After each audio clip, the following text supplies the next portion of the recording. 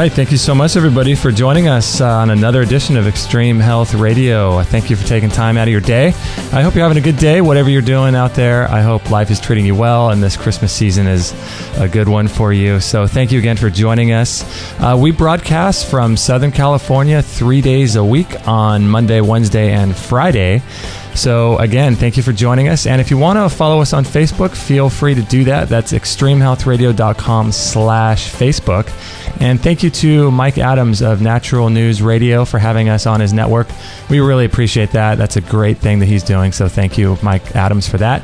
For reference, today is Monday, December 3rd already. Amazing how time flies, 2012. This is episode number 43, so you could find the show notes, any reference materials, the transcription in time at extremehealthradio.com/43. And if you have any questions for our guest or for me ever, just send them to Justin at extremehealthradio.com. I'd love to hear from you.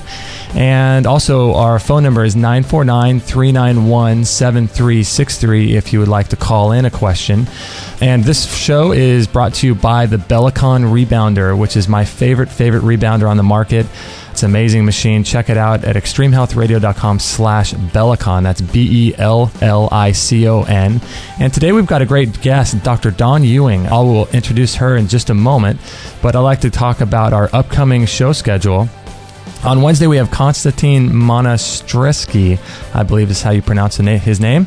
He wrote a book called The Fiber Menace, and he argues that fiber is unhealthy for us, so that should be quite a show. And then on Friday, we've got Deborah Lynn Dad, who's going to be talking to us about how to make our environment, our home environment, our office environment chemical-free, so we're not exposed to those nasty chemicals. And then next Monday, we have Dr. Brian Clement of the Hippocrates Health Institute. So that should be a really good show.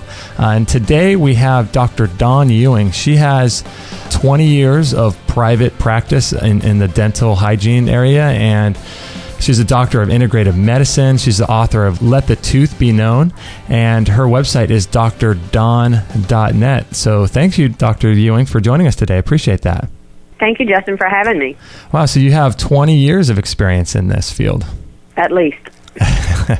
At least, and you are practicing out of Houston, Texas, I believe. Is that right? Yes, I'm just north of Houston. I'm in Spring. Oh, in Spring, okay. I was in Texas a couple years ago seeing a doctor, I think it's Stuart Nunley, a while back. Oh, yeah. Yeah, he's in Marble Falls. Yeah. That's great. So when did you write that book, Let the Tooth Be Known? Oh, my goodness. Probably the first edition was in 94 or 95, and it it's now in its third edition, and it's about to go ebook here in the next few weeks. Oh, wow, really? That's great. So what are some of the issues that you tackle in that book, in the Let Tooth Be Known? Everything from metal crossing the midline to mercury fillings to root canals and cavitations, heavy metal toxicity, how teeth relate to other parts of the body. It really was my thesis work as I was working on one of my PhDs, and just decided to put it in a format to reach out to practitioners and to lay people, and it's done quite well. Wow, that's great. So do people come to you that don't really know anything about biological dentistry? Does that happen? Oh, true. I mean, people will come in for all kinds of maladies where it might not even be a dental issue. Because I'm a doctor of integrative medicine, I will deal with other things, but it's been well versed that 80% of people's problems stem from something in their mouth. And so we do try to incorporate looking to make sure that they don't have any mercury fillings or that there isn't a root canal or an old extraction site that could be harboring some infection, and see if we can get rid of those burdens first. Wow, that's crazy. So people just don't seem to realize the connection between your teeth and your overall health as much as we think. No. Yeah, it's interesting. The other day I heard an ad on the radio, just regular traditional radio, and they were talking about the relation between your teeth. It was for a dentist, local dentist here, but it was mentioning how people's teeth can correspond to heart attacks and stuff like that. Yes, cardiovascular disease. Yes, we now know the bacteria that are linked, and there's a simple salivary test that can be done, and you can follow up with getting rid of that bacteria either through traditional means or looking at more alternative ways to boost your immune system. Yes, dentistry's changing. It does. It was really surprising when I heard that, because I just was really surprised to hear that they mentioned that on just like a mainstream commercial like that. Right. Yeah, it's getting more well known. That's great. That's really, really good. Wow. So what are some of the causes that you see of people, like what's the main cause of cavities that people are getting? Is there one cause, or is it like most diseases where there's many causes? As far as getting decay, that can certainly be for different reasons. Their immune system might be suppressed. They may have a bacterial issue that is driving specific bacteria up. They may have a need for mechanical debridement. They're not brushing or flossing correctly, or they might be eating foods that are contributing to creating more acid on the teeth and burning little holes in the teeth, which would be qualified as decay. There are so many factors that play into just decay. We encourage people when they have decay to try to find a safe material to put in there. You know, there's not anything as good as what God gave us. There isn't anything that replaces that enamel. Right. But we can look at safer materials than what is the standard of care. And unfortunately, the standard of care in this country is to place amalgam fillings. Right. So you were talking a second ago about just brushing properly, and I just had a question about that, because I tend to brush after every meal, and sometimes if I snack, I may brush a few times, many times in a day. Do you think that's causing any long-term damage by brushing so often every day?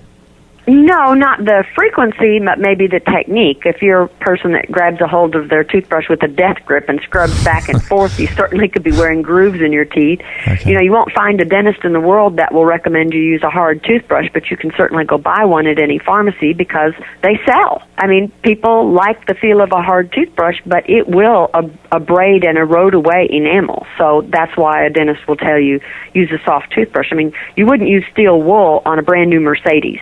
You would pull out a chamois. You need to treat your teeth like that.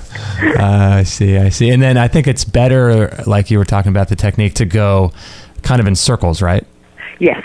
Okay, because I think that's easier on the gums, and it gets plaque out from underneath the gums. Is that right? Depending on what your needs are. Again, if you've got specific shape to your gums, then we might teach you a Bass technique where we would tip the toothbrush at a 45-degree angle and jiggle those bristles underneath the gum tissue, or we might recommend a Sonicare. Realize I don't practice dental hygiene anymore.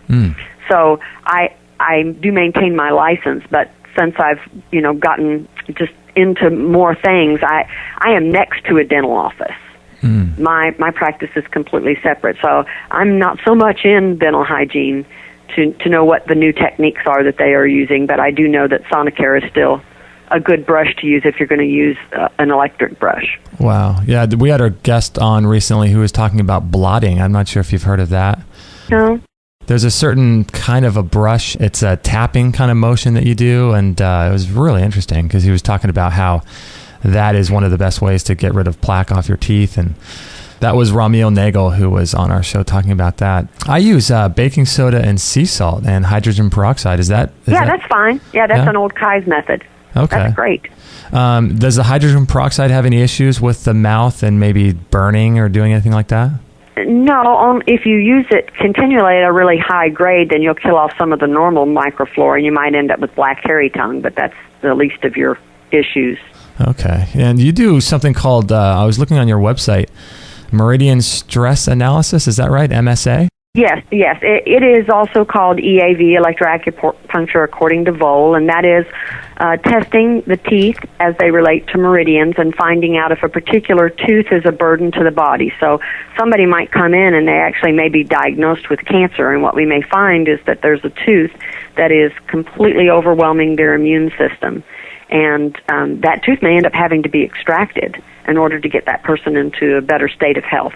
Other times we'll find out that the reason a tooth is painful or sensitive or still having a high rate of decay is because the other end of the meridian is interfering with it. Years ago, I took over as executive director for the International Academy of Biological Dentistry and Medicine, and they subscribe to the fact that there's energetics connecting the teeth to the other organs, and that the organs can in turn affect a tooth. So you could have a tooth that's sensitive or that abscesses, never has had decay, and it might be a thyroid problem that is blocked the energy going to that tooth, and that tooth died. Vice versa, you could have a tooth that's root canaled, which is a dead tooth, and it's disconnected the energy going to another organ, and that organ may be suffering health-wise. Wow, that's interesting how it goes both ways. It does. In that sense. So if you think about the tooth and, say, the thyroid, you think of those as two endpoints maybe of the meridian. Can there be issues with people's meridians if you think of it like a street? Can the meridian itself be blocked up? Oh, absolutely, yes. You can have, for instance, if someone comes in and I test as a thyroid is an issue, then we want to know, are they low in iodine? Is it because they have high levels of mercury in their body, and some of it may be harbored in the area of the thyroid? Or are they taking too much prescription or too little of a prescription? That meridian is not just the thyroid, the stomach and the breast are on there, and if you look at the statistics off of Dr. Rao and his research, 98% of women that have breast cancer have a tooth that has been root canal that is on the same side as the offending cancer. Did you say 90 or 98%? 98. Oh my gosh, what is his name? Dr. Thomas Rao. Thomas Rao. If you go to my website and you click on watching the video of oral obstacles, you go all the way through. I give the information on there about how to find that. Oh my gosh, that's the oral obstacles lecture, is that right? Yes, it is. Wow. So now if, say, someone has like a cancer in their body and you are able to determine it's related to the tooth, and then you pull the tooth, typically is that all you need to do? Or no, it's not just taking out the tooth. You will clean out the entire area. So the example that I try to give most people is if I had a lamp and I plugged it in and it worked, you would understand that there was electricity coming to the plug through the wire to the light bulb. If I pulled the plug away from the wall and I got an X-Acto knife out and I cut open part of the cord and I removed 1 inch of the wire, you would understand that when you plug it back in, you're not going to get a connection to the light bulb and your light bulb's not going to come on. So if an electrician came in and said, okay, I can fix this, I'm going to have to splice the wire, I'm going to remove the dead air space. He can't just move it closer together. He has to have it touch. So in dentistry, the tooth itself is dead, and it's not allowing any electricity to be conducted through it. But there will be a small amount of dead bone around that tooth where the bacteria has killed the bone. So that bone will have to be removed as well. It's actually measurable in surgery. You can determine when all the dead bone is out and when the electricity starts to reconnect, and you get a perfect reading at that moment. So the body's wonderful. It has a lot of compensating mechanisms, and it tries to reroute electricity, but in some people it's just too much for them. So if you remove a tooth, how does that work in terms of letting the energy flow through? Okay, you're on one side of a sliding wooden door, and you're on the outside of it with a string of Christmas lights, and you want to know if they work. I'm on the inside of that sliding door, and it's closed. I have an extension cord plugged in and ready to go. And you and I are trying to connect, but we're hitting the door in between us. If someone removes that door, we see each other, and we instantly connect, and your lights light up. Okay. That's the way it works. Wow, that's so fascinating. The meridian was still there. It's just that there was something completely blocking it. And that would be the tooth that is... Yes, or cavitation site, anything that blocks energy. And so who figured all this out in terms of the meridians and all that? Dr. Vole. Man, that's fascinating. This is not new. This has been going on since the 1930s. I know. Well, it's new in terms of... it's new in terms of here in the United States, although there's been a pretty big effort in biological dentistry, and they've been working in that area about 26 years. So the meridian stress analysis is pretty darn accurate. Yes, I've been very pleased with what I've found through the years. We biopsy what comes back in different areas to make sure and validate what we found, which feels really good. Wow. So you said that 98%, there was a correlation with the 98% in the breast cancer. How often are teeth involved in every other issue that people have? Well, that was the thesis work that I was working on, which ended up culminating in the book. When I was just doing data collection, and I'd ask people, where do you have a root canal? Where do you have a missing tooth? Give me a health history here of what's going on. Let me look at the chart and figure out, and then I'd look for matches. And I had an entire pile of men that had come in with elevated PSA readings, and sure enough, they had a root canal or a missing tooth or a dead tooth on one of the 4 front teeth, top or bottom. And I didn't have the information that Dr. Rao had then. It wasn't until years later when we connected and found out that we were finding similar things. So it's quite often. Every once in a while, you'll have a tooth jump off its meridian and be what's considered a pan focus, which means that the disturbance is so great that it's sending mixed messages throughout the entire body, and it's just kind of frazzled everything. Oh my gosh, that is so fascinating. We have to take a quick break. We're with Dr. Dawn Ewing, and her website, if you're interested in this information, go check it out. It's drdawn.net, drdawn.net. Doctor, and we'll be right back after this break. Okay. If you have been trying to grow your own food for a while, I would highly suggest checking out a DVD. It's a 2-disc DVD by Marjorie Wildcraft called Grow Your Own Groceries. And you can check it out at extremehealthradio.com/groceries. And if you have a black thumb like I used to have, you definitely will not after watching and going through her course. It's, like I said, 2 discs. And growing your own food is, I think, a critical thing for a couple of reasons. One is, even if it's organic food that you're buying, you don't know how long ago that food was picked. And we all know that as soon as a food is picked, it starts losing immediately its phytonutrients, its enzymes, and its minerals. So having fresh food is critical for your health. Also, you don't know if organic food has been watered with conventional city water that contain lots of contaminants and high calcium levels. So organic food, although it's really great, is not optimal. The other reason to grow your own food is you just don't want to rely too heavily on the grid, because you never know what's going to happen with our uncertain economy and our unstable grid and structure of our society. So growing your own food just a little bit will help you tremendously with your health and reconnecting with the cycle of life. And you can check out this DVD by Marjorie Wildcraft. I highly recommend it. It's really, really a great product. So it's great to have on hand. She teaches you everything you need to know about growing your own food from A to Z. It's really a great product. So check it out at extremehealthradio.com/groceries. All right, we're having a lot of fun with Dr. Dawn Ewing from drdawn.net. And Dr. Dawn, I had a question about some mercury fillings. I had mine removed a couple years back, actually, by Dr. Stuart Nunley there in Dripping Springs, I think it is. But what are some of the issues that you see in people when you explain to them why these silver fillings are such a damaging thing in their bodies? Well, that's a good question. It's really a twofold answer. One, an amalgam, which is what people mistakenly call a silver filling. If it were a silver filling, it would have a higher percentage of silver. Mm-hmm. An amalgam is 50% mercury and only 35% silver. So really, it should be called a mercury silver filling. Right. If you're looking at it correctly.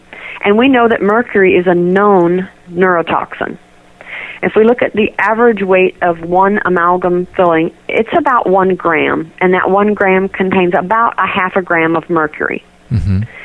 which means that the average adult, which has about 10 fillings, might have 5 grams of mercury available. So if I put that in a way that most people could understand, a half a gram of mercury in a 10-acre lake would warrant a fish advisory. Say that again, a half a gram of mercury in a how big of a lake? In a 10-acre lake. Oh, my gosh. So I see an awful lot of people that are actually mercury toxic. Wow. And it's from the fillings. So if we look at the amount of mercury that's coming off of that filling, it will be very, very small if we just are measuring with a mercury vapor sniffer. But then if we take a toothbrush and go over that tooth, mm-hmm. it might go up 200%. So the dentist takes a drill and touches that tooth, it could go up really, really high, which is why I'm very careful to tell people you cannot see necessarily a mercury-free dentist. Mercury-free means that they choose not to place mercury fillings. Okay. A mercury-safe dentist means that they jump through hoops to take the filling out where you're not getting a larger burden of mercury. Okay. Because the mercury vapor is actually the most hazardous form of the mercury. So we don't want somebody rushing out. Any dentist is legally allowed to remove a mercury filling, but we wouldn't want someone to get a larger dose of mercury in their body and tax their system we want them to make sure that they follow proper protocol, and there is a protocol that's been spelled out. The second issue with mercury fillings can be a galvanic reaction. So when we're looking at that galvanic reaction, you have two dissimilar metals, and the amalgams are a mixture of different kinds of metals together. You've got not only the silver and the mercury that we talked about, but we have some tin and some copper in there usually as well. And when we look at the dissimilar metals going into an electrolyte solution, which would be your saliva, okay, it is going to create a battery effect. Now, your brain operates on about 6 to 9 nanoamps. Dental work can increase that current to over 100. And when you consider that your mouth is pretty close to your brain, it can affect. So we see people that come in with tremors. We see people that come in with poor memory, all kinds of different things. Depression, where the high level of mercury interferes with their receptor site for the serotonin. Therefore, they're depressed, and they don't know why. When we're looking at that, those are the two most common things that we find. The fact that it is a mercury filling and the fact that there's some galvanic reaction going on. But I do want to get back to, because I kind of left it open-ended, about there is a protocol for safe removal. The dentist should provide an alternative source of air, which might be a nose piece.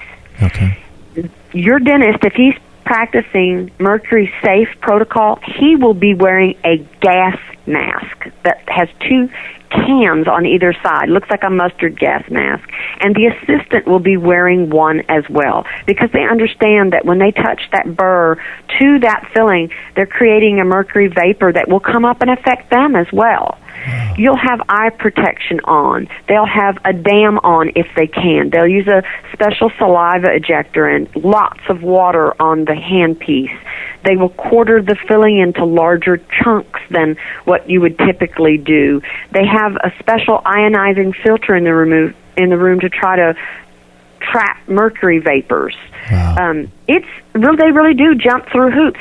A good biological dentist will have a centralized mercury separator in the office, because when they suck up the person's saliva, you don't want to dump that into the municipal water.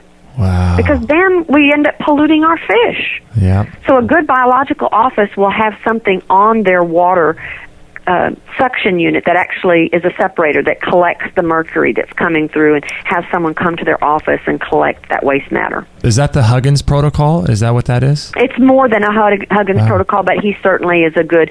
There are Huggins, the IAOMT, which is the International Academy of Oral Medical Toxicology, the IABDM, which is the International Academy of Biological Dentistry and Medicine. All of them subscribe to those protocols. Now, is there an issue with people taking those mercury fillings out in the wrong order, or am I thinking of like cavitations and things? That's different. That's based on the galvanic reaction, and that's a sequential removal. That is more a Huggins protocol, but you'll find a lot of doctors will honor that protocol. Wow. So now with the mercury fillings, are they affected if you eat hot foods or crunchy foods? Absolutely. They are. Not only just hot foods, if you eat anything that's cold but acidic, brushing your teeth, chewing gum, all of those cause a release of the mercury vapor.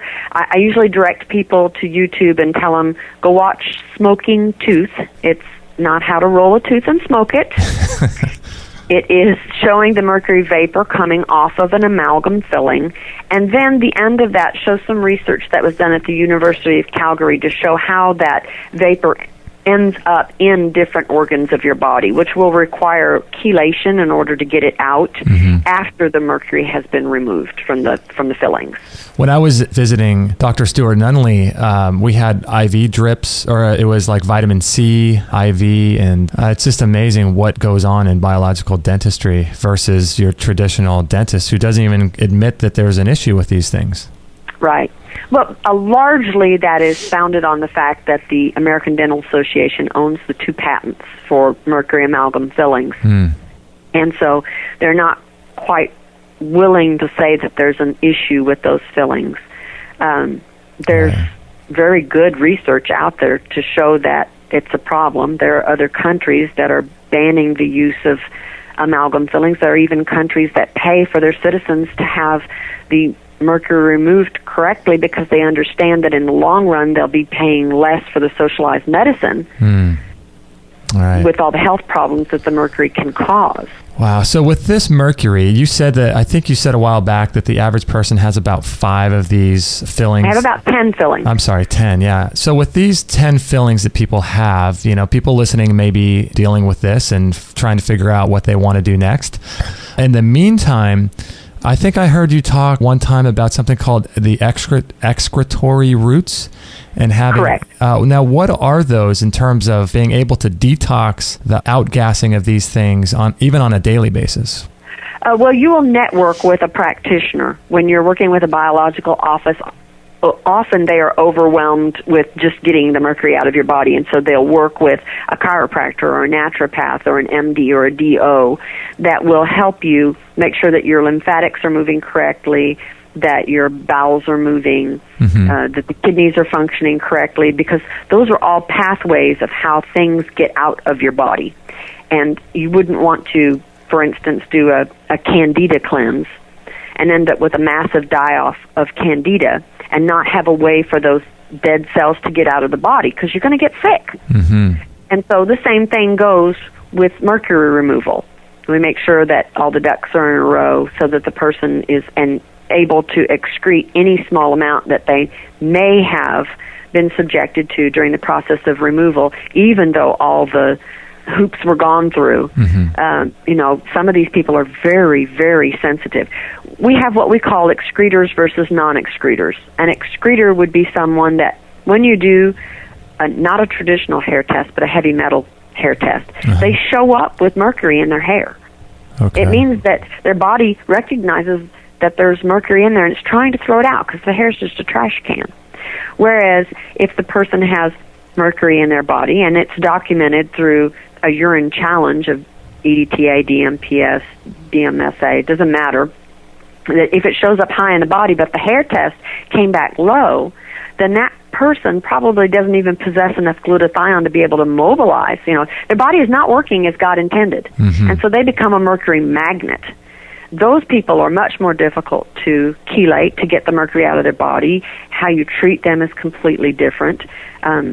It becomes more of a priority that they see someone who's mercury safe. Whereas somebody who's a really good excretor, I might say, you know what, all I care about is you get it out, because your body is just insanely in tune that it's in there and it's trying to dump it out. It's just that you've got a source every day you chew. Right. So the hair is an indication of how good of an excretor you are. Not a regular hair test. It's a toxic metal panel done on hair. A traditional hair test shows you what minerals you're excreting or too high in, and it'll only show a couple of heavy metals. This particular panel looks at only heavy metals. So it's a little different. But yes, it is a good marker to let us know on the front side how we can best handle treatment of this person. I guess it would be safe to assume that some people would be good excretors in some areas and not in others, right? Like if someone was able to excrete mercury out of their hair but not their urine, is that pretty normal? Well, when we check the urine, it's always provoked. I have done unprovoked challenges, and all it does is shows what they're moving out on a daily basis. When you're looking at hair, you're not looking at a day. Right. You're looking at it over time. You're looking at about an inch of hair that's close to the scalp. So, you're looking at maybe a couple months worth of excretion. So you're not comparing apples to apples.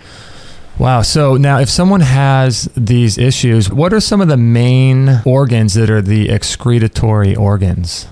Your liver, your lymphatics, your kidney, your lungs. Those are your bowel. Those are your main excretory routes. Okay. So, somebody comes in and they're constipated, you got to get that going first. Yeah. Well, it makes sense. So, there may be some people listening who think, I'd like to go to a biological dentist. I don't have the time, and I know I have these fillings. So something they could do is work on those excretory organs. Yes, certainly. Yeah, that would make sense. They could do some cleansing and some rebounding maybe and things like that. All of that would be helpful. Now, there's tons of other issues that people have too. Like, I'm seeing little kids with braces more and more nowadays, and I had my wisdom teeth removed, and those probably I probably have 4 cavitations there, right? It's a possibility, yeah. Now, let's talk a little bit about the cavitations that people probably have. They don't always. You can have cavitations from different reasons. Certainly one reason might be that a tooth was removed and a periodontal ligament was not removed as well, and that is the standard of care in what's taught at dental school, is take out the tooth and do the least amount of trauma to the patient as possible.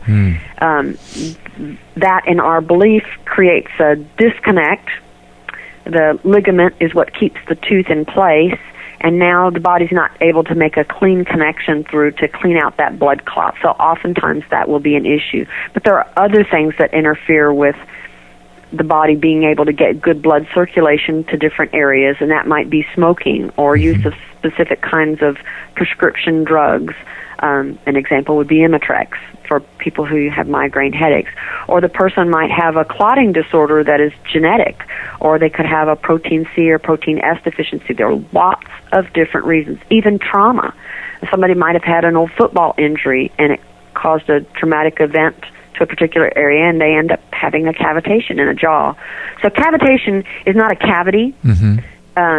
It is usually in the bone itself, and oftentimes we'll find that bone is dead bone. Sometimes, if it's just a bacterial issue, dentists may choose to use a laser or ozone therapy, maybe even some homeopathics in that area. If, in fact, it's a large area of dead bone, then generally they go in and surgically debride the dead bone to try to reconnect that meridian.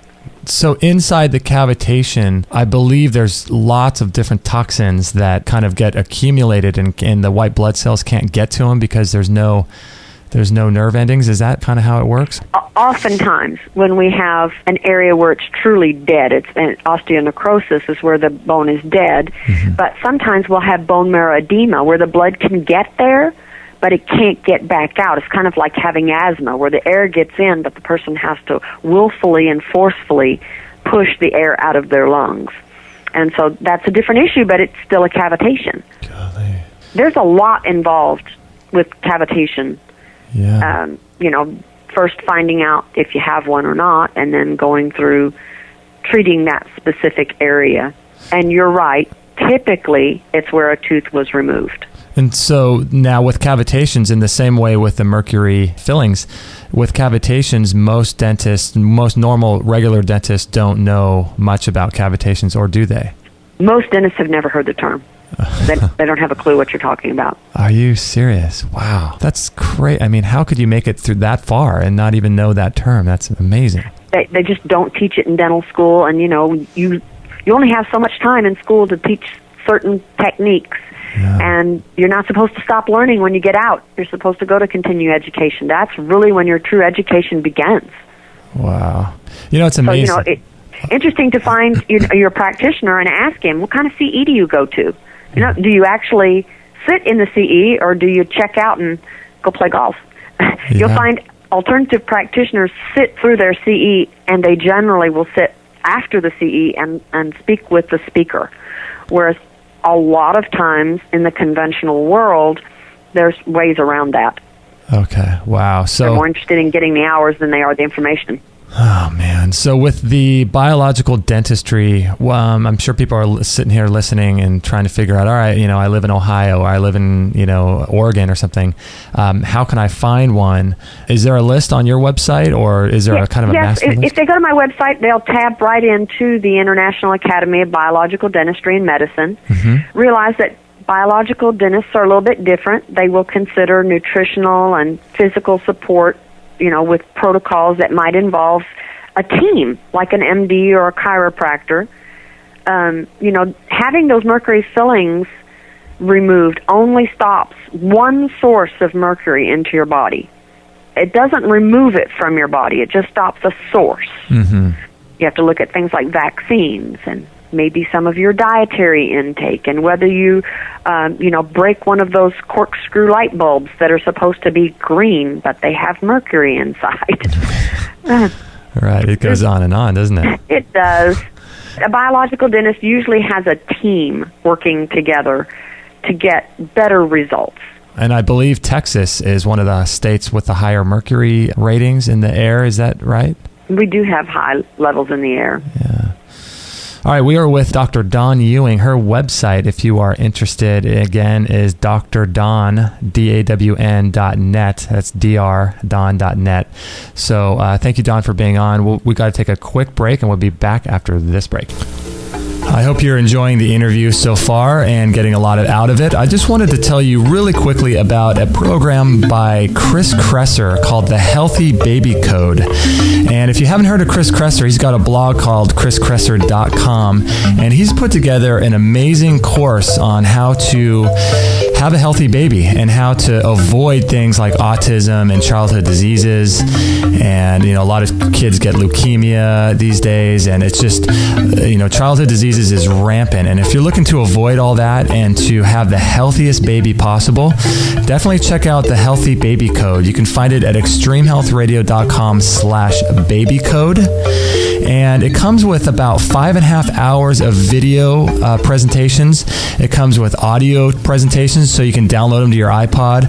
It's got hundreds of pages of resources materials, an ebook, and bonus files. You get all kinds of things like cheat sheets, meal plans, how to breastfeed, how long to breastfeed, natural birthing. He's got the whole thing just covered from A to Z in this course. So I highly recommend, if you're looking to get pregnant or if you already are pregnant, you got to check this out. It's The Healthy Baby Code by Chris Kresser.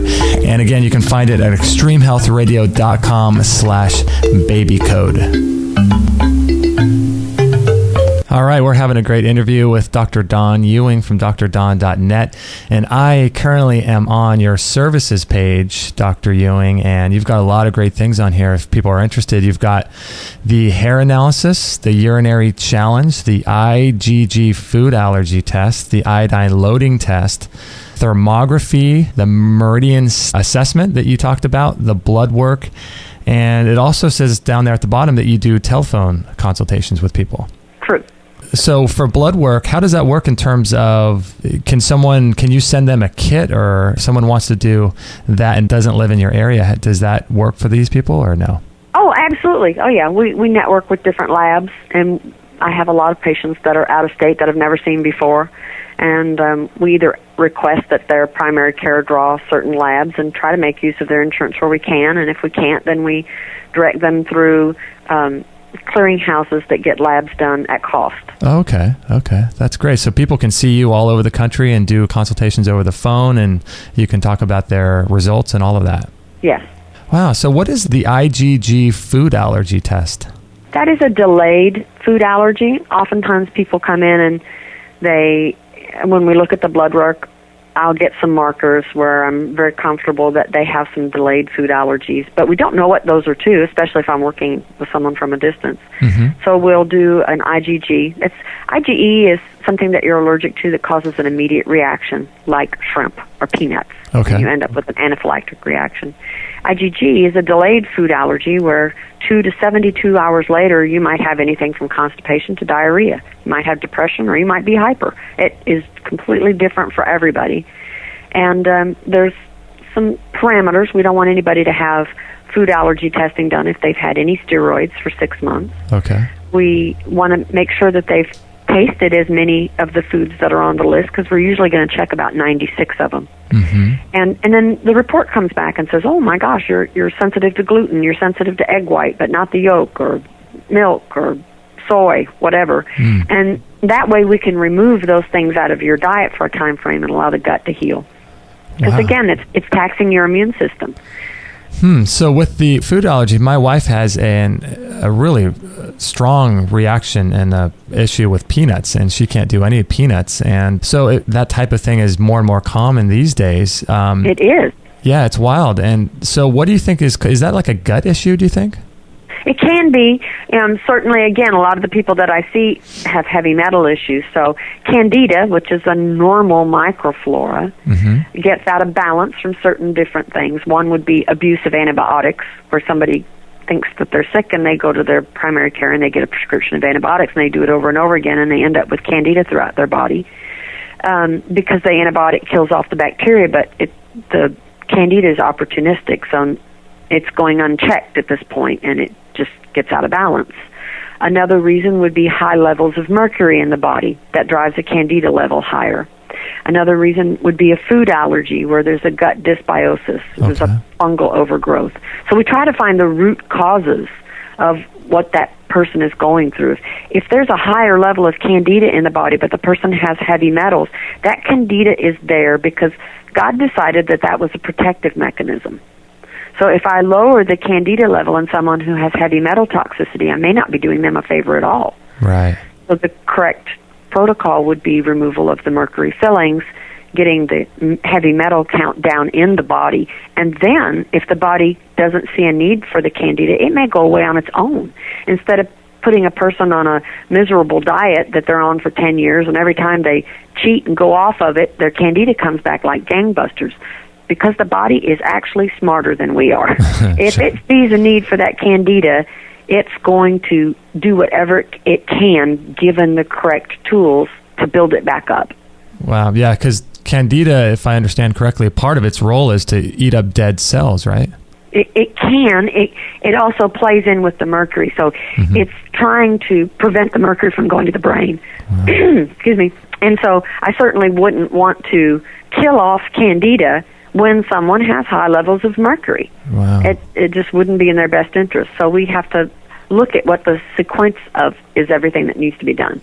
So is it possible to bring people back if they have peanut allergies? Have you seen that, where they can actually eat a peanut after that? No, I haven't. Even with NAET, which is Nabudapaz allergy elimination technique, and there are a lot of people who mimic that and call it different things, but it is a good way to assist the body into accepting things that they're more sensitive to. I have not seen that someone has a blatant anaphylactic reaction that NAET will totally eliminate that. Wow. So you have not seen NAET? No, and I would not make that claim. Yeah, because that would be, people die of these types of things. Absolutely.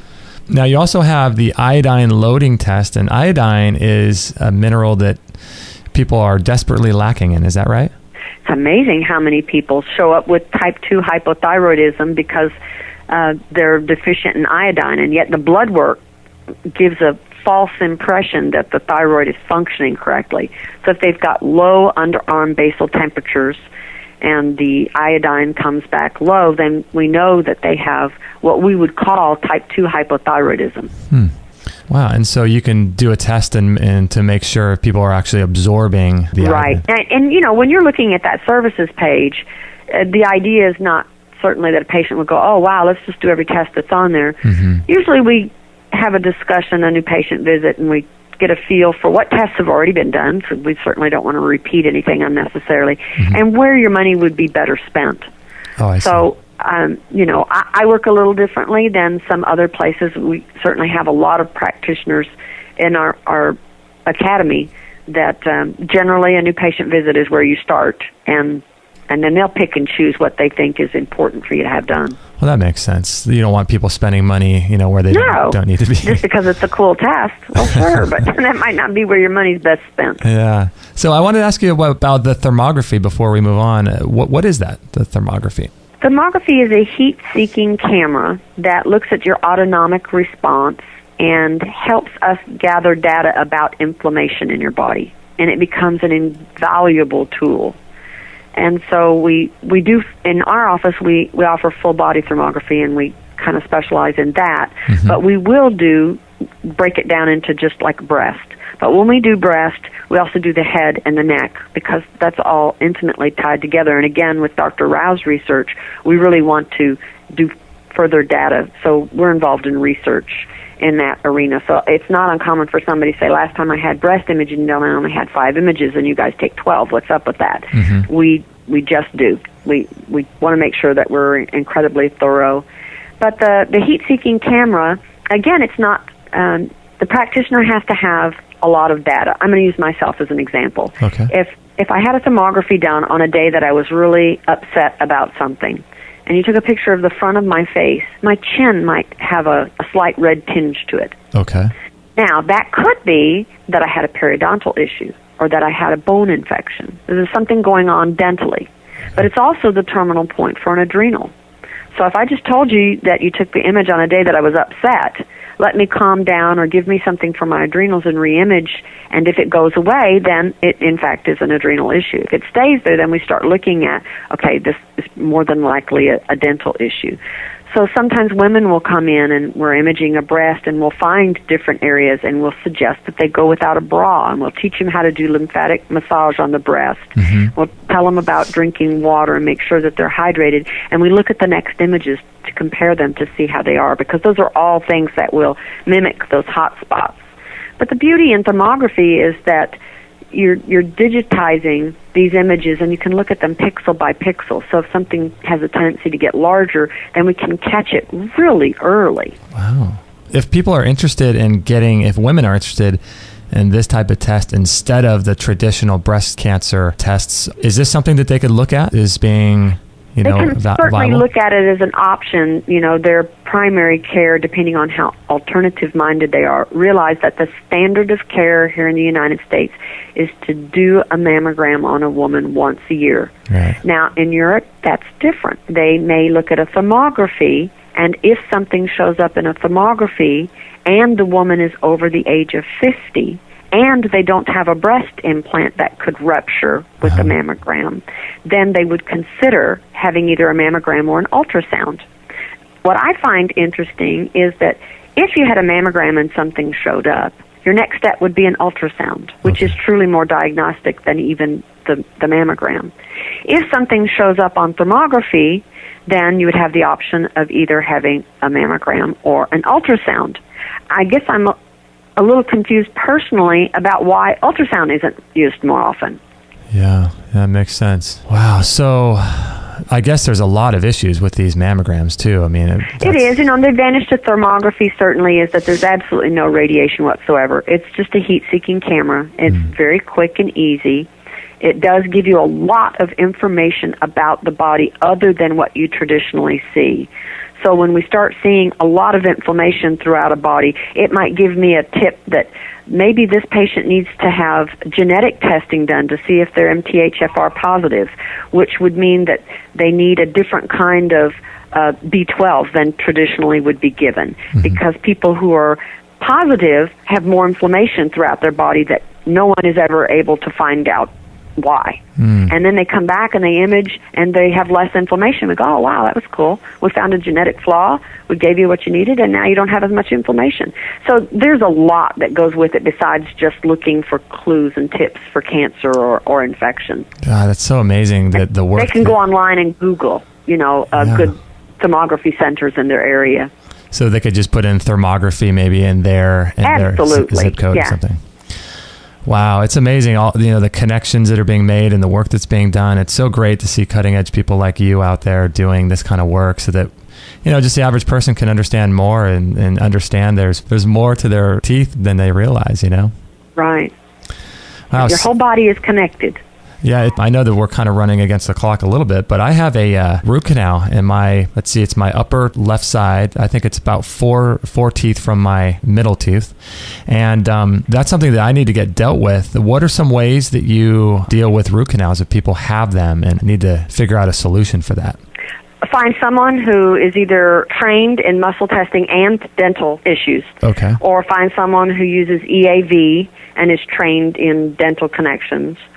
Or network with a biological dentist. Realize those biological dentists are, there's so many ways that they're different. They completely get that dental materials can be an issue for you. Oftentimes they don't use any metal. They won't use fluoride on you. They may use homeopathic remedies. They might request blood work. It's always a good starting place for someone to find a good biological dentist. Even if they have to call the dental office and say, hey, you know what, I don't need any dentistry right now, but who do you network with that's a good chiropractor or a good MD? And that is a good starting place to find somebody as a referral. Wow, that would be a good way to go. We have to break off from naturalnewsradio.com. Thank you to Mike Adams for having us on his network. We really appreciate that. So back to the root canals, is it always advisable to get them removed or what do you think? Always let the testing find out if it's an issue or not. Okay. I know what it can do, but I have actually seen root canals that I don't see as a burden. That person's immune system is compensating very nicely for it. I know what may happen as time goes by, but I won't make a blanket statement about every root canal needs to come out. Oftentimes, the person is having ozone therapy and they're keeping the bacteria count at bay, and it's just not a primary concern. Other times, it's so glaring and just confronts you so much and makes such an impact in a person's health that it is just the difference in night and day. In place of metals and things like that, they're using zirconium and different kinds of metals, isn't that right? You still want to know, like a biological dentist will know things like, I want to make sure that my patient is not interleukin-1 positive. If they are, those people have a higher tendency to reject things. Their body overreacts to anything that causes inflammation.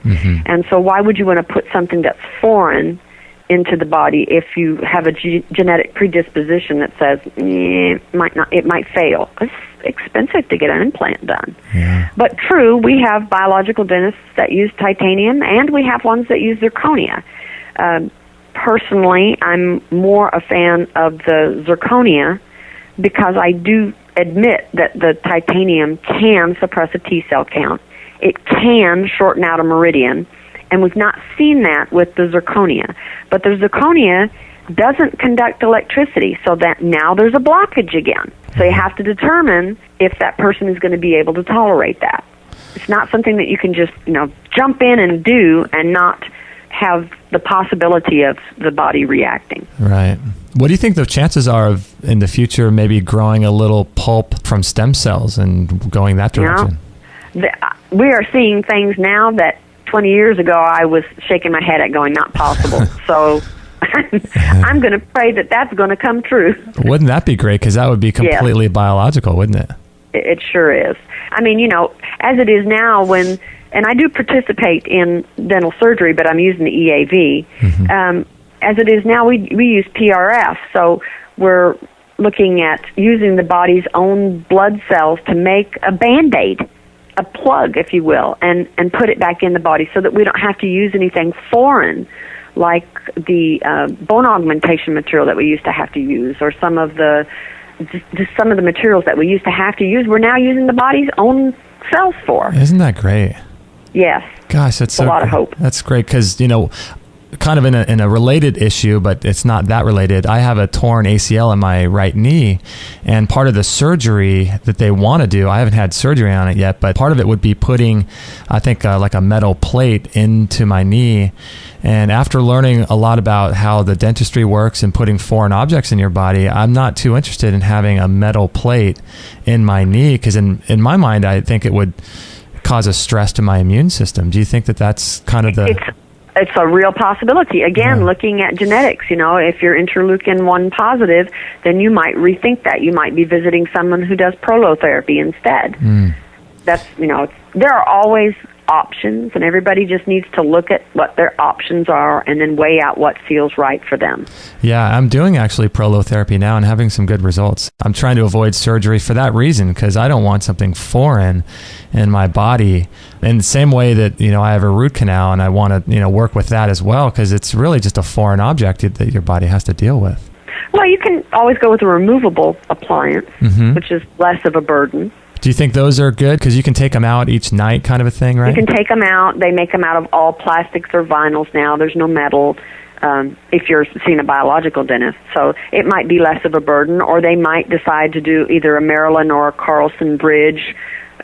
You just have to look at where the tooth is, how much crushing strength is in that particular area, what the abutments look like. There's a lot of different factors, but a dentist that's qualified in that area is just absolute a treasure. Yeah. Do you think there's any issues with people putting plastics in their mouth with the xenoestrogens and things like that? Depending on what they're using, there are some really good materials that are BPA-free. Okay. Again, biological dentists can pay attention to stuff like that. Yeah, that's so great that there are so many great dentists out there. It's such a great resource to have and to understand that all of this stuff is it's all connected, isn't it? It is. I mean, it's crazy that you would get dental work done and then your health would either improve or go down. Right. And your primary care probably didn't learn a lot about teeth in school. Yeah. Probably not going to be asking you if you've seen a dentist. Yeah. And so it'll be, just completely out there. So what do you think about the kids in braces? I know we got to take off here, but what do you think about kids in braces? Are the metals in braces harmful? Yes, in California, you have your Proposition 65 that a lot of the wires, the ligature wires, are nickel. You can get nickel-free. A lot more orthodontists are going into the Invisalign. Uh-huh. There are appliances to help prevent people from having to have orthodontics, the dental DNA appliances, which can do nothing short of miracles, even for your health, having a good bite. I mean, a chiropractor will understand that, right. That, if your bite is off, then all of your spine is going to be out of alignment. That's why that biological team incorporates a chiropractor most often. Yeah. Yeah, golly, this is just fascinating information. I know you're running up against the clock. Would you mind holding for about a minute while I close the show? Excellent. Sure. Okay, thank you, Dr. Dawn, for being on. That was somehow, I don't know why, I get really excited talking about teeth. It's wild. Well, thank you for being on. I appreciate that. You bet. Thank you. Okay, thank you everybody for joining us. Wow, what a fun interview that was. That was so fun. For me at least, I hope you enjoyed it and I hope you got a lot of good information out of it. Visit drdawn.net and find out more about her work and finding maybe possibly a dentist in your area, or you can work with her over the phone. So visit her website, drdawn.net. And if you found value in this show, would you do me a favor and click like on the Facebook thing on this show? It's extremehealthradio.com/43. That would be very, very appreciative. We'd love that. And also, we are 100% listener supported, and we thank you for your donations. That's what helped keeps this radio station running and able to provide shows for you like this. So if you're able to donate, we would greatly appreciate that. But if not a problem at all. Just enjoy our website and learn as much as you can. Perhaps you can just send our site to your friends and on Facebook and all of that good stuff. And we also have a store too, so lots of great products on our store, physical products and digital products as well. So thank you again to Mr. Mike Adams of naturalnewsradio.com. That was really great for him to have us on his network, so I appreciate that. And I